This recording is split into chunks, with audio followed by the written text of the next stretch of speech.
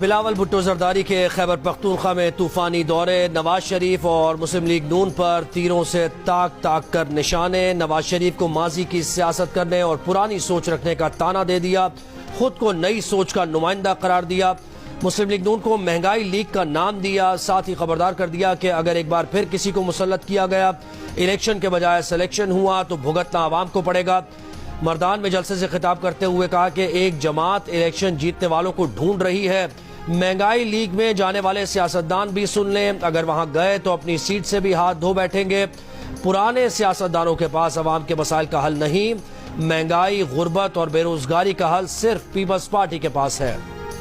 وفاق، سندھ، بلوچستان، خیبر پختونخوا اور وزارت دفاع نے سویلینز کے ملٹری ٹرائل کو کالعدم قرار دینے کے سپریم کورٹ کے فیصلے کے خلاف انٹرا کورٹ اپیلیں دائر کر دیں۔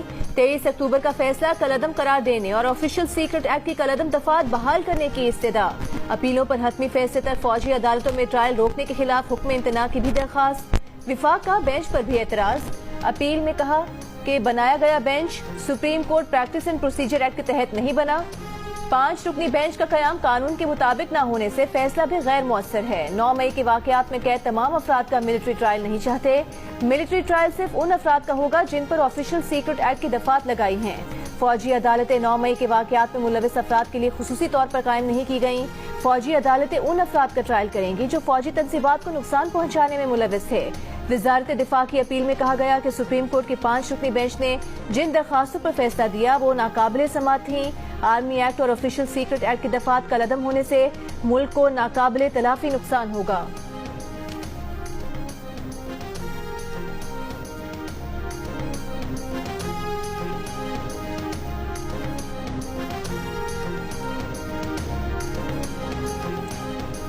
فوجی عدالتوں کی حمایت میں قرارداد کی منظوری پر سینٹ میں احتجاج اور نعرے، ارکان نے وقفہ سوالات نہ چلنے دیا۔ سعدیہ عباسی نے کہا سینٹ سے منظور قرارداد پر بات کیے جانے تک ایوان نہیں چلنے دیں گے۔ زرقا سہروردی اور سینیٹر کامران مرتضیٰ کا بھی منظور قرارداد پر بات کرنے پر اصرار۔ چیئرمین سینٹ صادق سنجرانی نے کہا کہ اس لہجے میں بات نہیں ہو سکتی، ایوان کی عزت کریں، نشست پر بیٹھیں۔ ارکان کو ہدایت کے باوجود احتجاج جاری رکھنے پر اجلاس پیر تک ملتوی کر دیا گیا۔ سینٹ نے سپریم کورٹ کے فیصلے کے خلاف فوجی عدالتوں کی حمایت میں قرارداد کثرت رائے سے منظور کی تھی۔ گزشتہ اجلاس میں سعدیہ عباسی نے قرارداد کو جمہوریت پر شب خون مارنے کے مترادف قرار دیتے ہوئے کہا تھا کہ قرارداد کی منظوری کے وقت صرف 12 ارکان حاضر اور 92 غیر حاضر تھے۔ نہ ماسک کی پابندی، نہ دھواں چھوڑنے والی گاڑیوں اور فیکٹریز کے خلاف کارروائی۔ پنجاب میں اسموگ آج بھی کم نہ ہو سکی۔ فضائی آلودگی میں ملتان نے لاہور کو بھی پیچھے چھوڑ دیا۔ لاہور، فیصل آباد اور گجرانوالہ سمیت وسطی پنجاب کے مختلف شہروں کی آلودہ فضا میں امراض بڑھنے لگے۔ شہریوں کا غیر سنجیدہ رویہ، لاہور میں ماسک پہننے والوں کی تعداد انتہائی کم۔ اسموگ کی روک تھام کے لیے حکومتی اقدامات کارگر نہ ہو سکے۔ کل لاہور، ننکانہ صاحب، شیخو پورہ، قصور، گجرانوالہ، گجرات، سیالکوٹ، ناروال، حافظ آباد اور مندی بہاؤالدین میں تمام نجی اور سرکاری اسکول، کالج اور یونیورسٹیز بند رہیں گی۔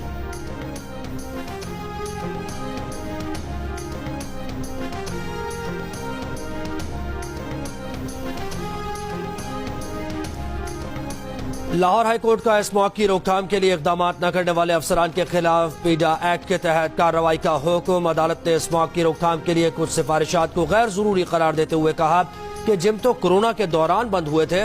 اسموگ سے متعلق جتنا کردار فیکٹریز کا ہے اتنا ہی متعلقہ اداروں کے افسران کا بھی ہے۔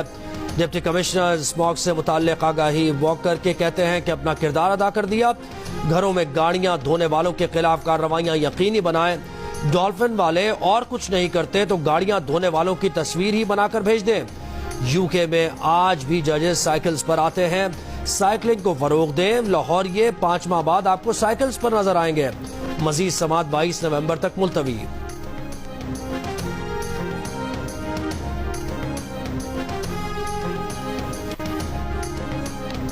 Army chief general Asim Munir سے علماء کرام و مشائخ کی ملاقات۔ ISPR کے مطابق آرمی چیف نے کہا کہ ریاست کے سوا کسی بھی ادارے یا گروہ کا طاقت کا استعمال اور مسلح کارروائی ناقابل قبول ہے۔ بغیر کسی مذہبی، صوبائی یا کسی اور امتیاز کے پاکستان تمام پاکستانیوں کا ہے۔ علماء کرام و مشائخ نے متفقہ طور پر انتہا پسندی، دہشت گردی اور فرقہ واریت کی مذمت کی۔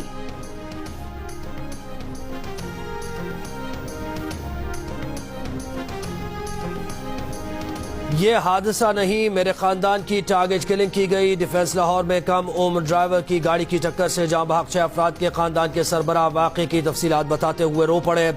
رفاقت علی نے کہا کہ ملزم نے گھر کی خواتین سے بدتمیزی کی، گاڑی میں ہاتھ ڈال کر دوپٹہ کھینچنے کی کوشش کی، منع کرنے پر تکرار کے بعد گاڑی سے پیچھا کر کے ٹکر ماری۔ رفاقت علی نے کہا کہ اب پولیس جو کارروائی کر رہی ہے وہ اس سے مطمئن ہے۔ نگراں وزیر اعلیٰ پنجاب کے نوٹس لیے جانے کے بعد ایف آئی آر میں قتل عمد کے ساتھ دہشت گردی کی دفعات بھی شامل کر لی گئیں۔ تفتیشی حکام کے مطابق ملزم افنان نے تکرار کے بعد اپنی کار 160 کی سپیڈ سے دوڑا کر حسنین اور اہل خانہ کی گاڑی کو ٹکر ماری۔ لائسنس کے بغیر گاڑیاں چلانے والوں کو گرفتار کیا جائے، بلا تفریق کریک ڈاؤن کیا جائے۔ لاہور ہائی کورٹ کا حکم۔ ڈیفنس میں کار کی ٹکر سے 6 افراد کی ہلاکت کے کیس میں ملزم کی قانونی تحفظ کی درخواست کی سماعت میں کہا کہ ٹریفک وارڈن کسی کو روکتا ہے تو وہ کہہ دیتا ہے کہ میں وکیل ہوں، جج کا بیٹا ہوں، ایس ایس پی کا عزیز ہوں، بلا تفریق کارروائیاں کریں۔ عدالت نے سی ٹی او لاہور سے سوال کیا کہ لائسنس کے بغیر گاڑی چلانے والوں کے خلاف کیا اقدامات کر رہے ہیں، جو لوگ کم سن بچوں کو گاڑیاں دیتے ہیں ان کے خلاف کیا کر رہے ہیں۔ اس واقعے کے بعد ہی بتا دیں کہ کیا کیا کارروائیاں کی ہیں۔ سی ٹی او لاہور نے بتایا کہ اس واقعے کے بعد بغیر لائسنس والی گاڑیاں چلانے والوں کے خلاف 999 مقدمات درج کیے گئے ہیں۔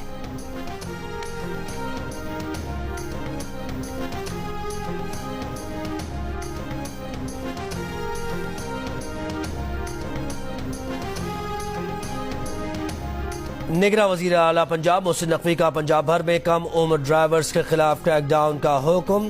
لائسنس کے بغیر گاڑیاں چلانے والوں اور بائک چلانے والے کم عمر ڈرائیورز کے خلاف بھی کارروائی کی ہدایت۔ آئی جی پولیس، سی سی پی او لاہور اور تمام آر پی اوز کو ہدایت جاری۔ چیئرمین پی ٹی آئی اور ان کی بیوی بشرا بی بی کے مقدمات کی اڈیالہ جیل میں سماعت۔ چیئرمین پی ٹی آئی کے خلاف القادر ٹرسٹ 190 ملین پاؤنڈ کیس اور بشرا بی بی کی توشہ خانہ اور 190 ملین پاؤنڈ سکینڈل کیسز میں ضمانت کی درخواستوں پر سماعت ہوئی۔ احتساب عدالت نے نیب کو چیئرمین پی ٹی آئی سے جیل میں مزید تفتیش کی اجازت دے دی۔ بشرا بی بی کی عبوری ضمانت میں 21 نومبر تک توسیع۔ عدالتی احکامات کے بعد نیب کی 3 رکنی ٹیم کی جیل میں چیئرمین پی ٹی آئی سے 2.5 گھنٹے تک تفتیش۔ نیب ٹیم نے عدالتی احکامات پر 15 نومبر کو جیل میں تفتیش کا آغاز کیا تھا۔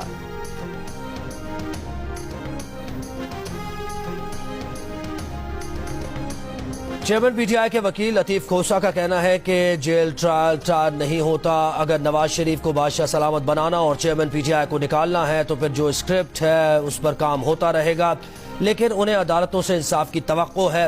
سماعت کے بعد گفتگو میں لطیف کھوسا نے بتایا کہ پی ٹی آئی چیئرمین نے عدالت میں کہا کہ ان پر جھوٹا مقدمہ بنا کر لوگوں کے اعتماد کو ٹھیس پہنچائی گئی۔ انہوں نے یا ان کے خاندان نے کسی جگہ کوئی فائدہ نہیں لیا، لوگ ان پر اعتماد کرتے ہیں، ٹرسٹ لوگوں کو فائدہ دینے کے لیے کھولا گیا۔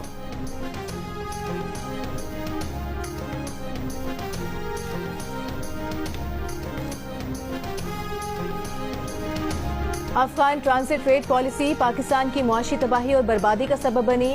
اے ٹی ٹی سامان افغانستان سے اسمگل ہو کر پاکستان بھر میں فروخت ہوتا رہا۔ کسٹمز حکام کی رپورٹ میں پاکستان کے راستے افغان ٹرانزٹ ریٹ کئی گنا زیادہ ہونے کا انکشاف۔ رپورٹ کے مطابق افغانستان میں بلیک ٹی کی کھپت ہی نہیں، اس کے باوجود گزشتہ مالی سال 89 ملین ڈالر کی چائے امپورٹ ہوئی۔ رواں مالی سال پاکستان 83 ملین ڈالر کا فیبرک اور 12 ملین ڈالر کے ٹائر امپورٹ کر سکا، جبکہ صرف افغانستان کے لیے چند ماہ میں 440 ملین ڈالر کا فیبرک اور 92 ملین ڈالر کے ٹائر امپورٹ کر لیے۔ رپورٹ میں کہا گیا ہے کہ در حقیقت افغان امپورٹ اسمگل ہو کر پاکستان میں ہی فروخت ہوتی رہیں، کنٹینرز پاکستان میں ہی کھلتے رہے۔ اے ٹی ٹی کی وجہ سے پاکستان کو غیر معمولی مالی نقصانات کا سامنا کرنا پڑا۔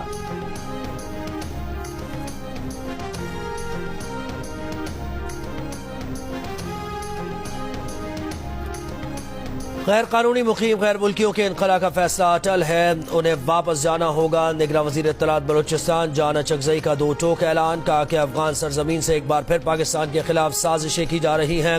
افغانستان اپنی سرزمین پر موجود دہشت گردوں کے خلاف کارروائی کرے، اپنی سرزمین پر موجود دہشت گردوں کو پاکستان کے حوالے کرے۔ ایشیائی ترقیاتی بینک نے پاکستان کے لیے 25 کروڑ ڈالر قرض کی منظوری دے دی۔ رقم پاکستان میں بجلی کے ترسیلی نظام میں بہتری کے لیے استعمال ہوگی۔ پنجاب اور کے پی میں بجلی کا ترسیلی نظام بہتر بنایا جائے گا۔ اے ڈی بی کے مطابق high voltage transmission network کو وسعت دی جائے گی، جس سے نیشنل گرڈ کی ترسیلی صلاحیت بڑھانے میں مدد ملے گی۔